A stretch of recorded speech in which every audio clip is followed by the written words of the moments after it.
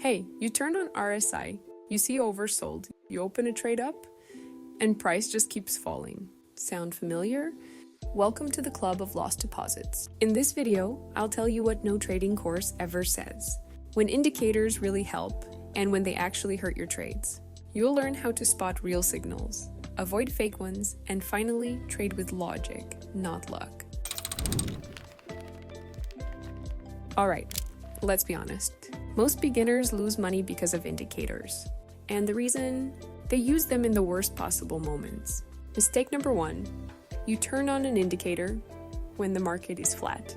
There's no trend, no momentum. RSI keeps bouncing around. MACD is silent. ADX says, nothing's happening.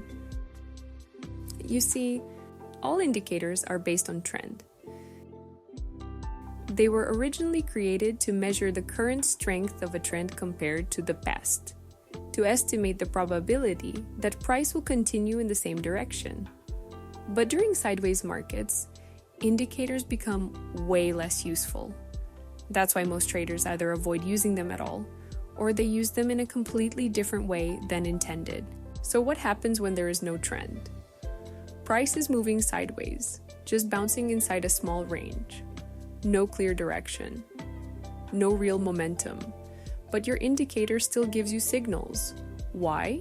Because it's calculating based on past candles, not current context. Mistake number 2. You blindly trust the indicator, but ignore the chart. Let's say RSI shows oversold, you buy.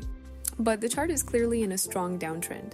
What you're missing here is context. In a downtrend, RSI can stay in oversold for a long time. That doesn't mean price will reverse. RSI isn't wrong. It is doing exactly what it was designed to do. But if you use it without understanding trend direction, it becomes dangerous. Indicators are not meant to override market structure. They're meant to support your analysis, not replace it. Mistake number 3, you're just late. MACD gives you a crossover. Nice, but the price already moved. That's because MACD uses moving averages. And moving averages are lagging by nature. They react to what has already happened. So when MACD gives you a signal, you're usually at the end of the move, not the start.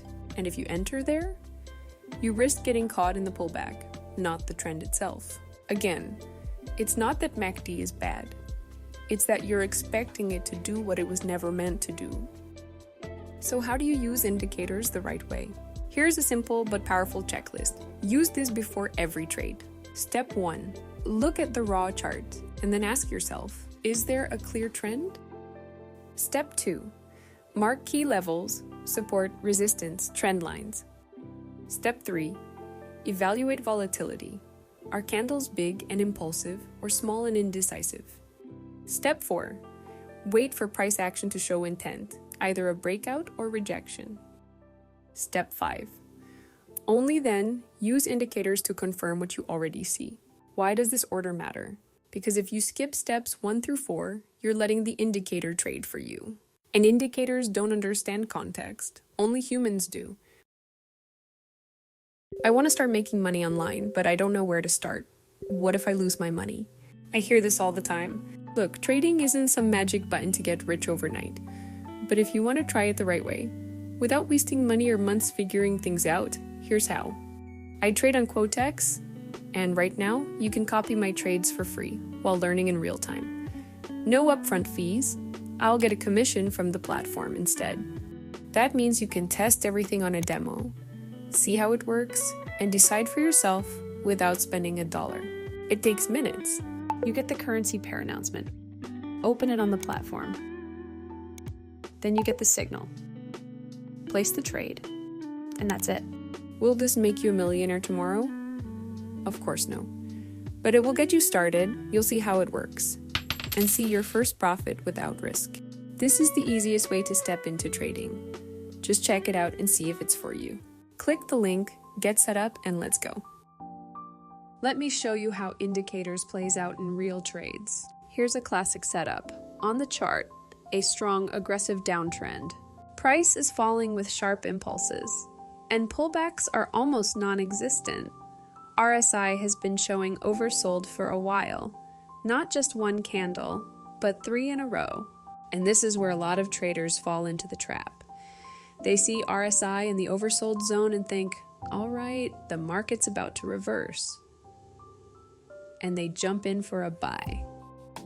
But if you actually look at the price action, the market isn't slowing down, it's speeding up. There are no reversal patterns, no strong bounces from support, just clean, powerful moves down. In this kind of market, I completely ignore RSI. It's only showing oversold because price has been falling for a while. But that doesn't mean it's time for a reversal. So I wait. A bit of consolidation, a couple of small candles, and then a strong candle breaking out to the downside. That's my entry. I open a trade down following the trend for 15 minutes. Why 15 minutes? Because the impulses here happen quickly. That amount of time is enough to catch the move, but short enough to avoid a potential pullback.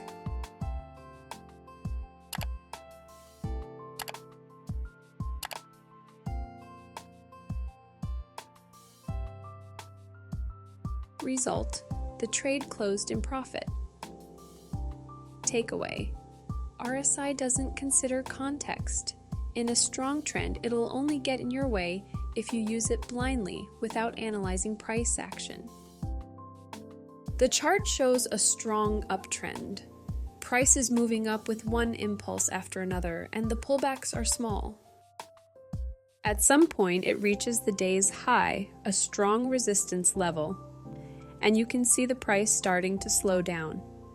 I draw a pattern, a symmetrical triangle, classic continuation setup. Then I watch the candles. Right before the breakout, volatility drops, and after that, a big bullish candle appears. Seems perfect, right? At the same moment, MACD gives a signal. The lines cross upward, and the green line moves away from the red one. A lot of traders would jump in right here. I also opened a 15-minute trade up, expecting the breakout to hold and price to keep climbing. But here's what happened. Just a couple of candles later, the price hits the next resistance level and stalls. Then it starts pulling back.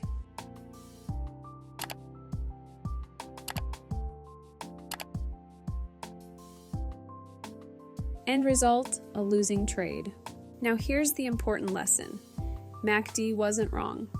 It correctly showed that momentum was building, but it doesn't take levels into account. And that resistance level, it was key. Price just couldn't break through. That's why you can't use an indicator as your only reason to enter. It can support your trade idea, but only if the bigger picture confirms it. In this case, that confirmation wasn't strong enough. The indicator helped, but the level was stronger. Here's the core lesson. Indicators are not a trading strategy. They're just tools. And tools only work when used with skill. You must understand the chart first, trend, structure, volatility, before using any indicator. If this video helped you see things differently, give it a like. And let me know in the comments, which indicator has misled you the most?